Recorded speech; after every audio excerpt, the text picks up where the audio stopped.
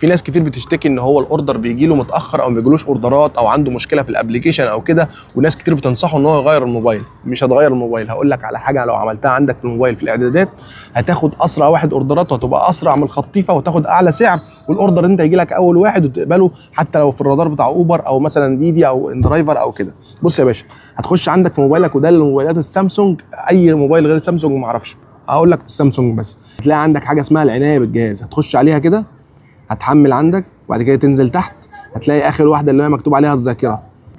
بص كده، هتخش عليها، هتنزل على ايه اخر حاجه عندك هنا، بص اللي هي ايه، الرام.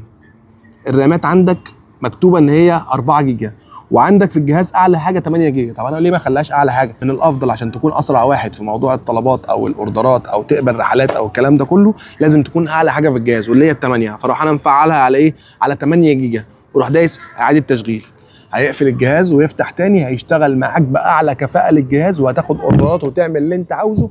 وده عن تجربه، اسال ناس كتير. اللي عرفني المعلومه دي اخونا الشاب ده من الاردن، بعت لي الفيديو وهو بيعمل فيديوهات هناك للكباتن وكده في الاردن، فاحنا بنشكره من هنا من كباتن مصر، وبنقول له ان الحوار ده بصراحه كويس جدا، بيخلي التليفون يشتغل معاك باعلى رامات ليه، بدل ما تشتري موبايل جديد. لا، فعل الخاصيه دي وقول لي في الكومنتات موبايلك نوعه ايه وعملتها ازاي على موبايلك، عشان في ناس تاني لو ما عرفتش تعملها يبقى استفادوا منك. انا قلت لك على السامسونج، انت قول لي بقى موبايلك ايه وعملتها ازاي على موبايلك عشان تشتغل باعلى كفاءه في كل الشركات وكل الابلكيشن، عشان الابلكيشنات دي كلها شغاله اكتر حاجه على الذاكره والرامات.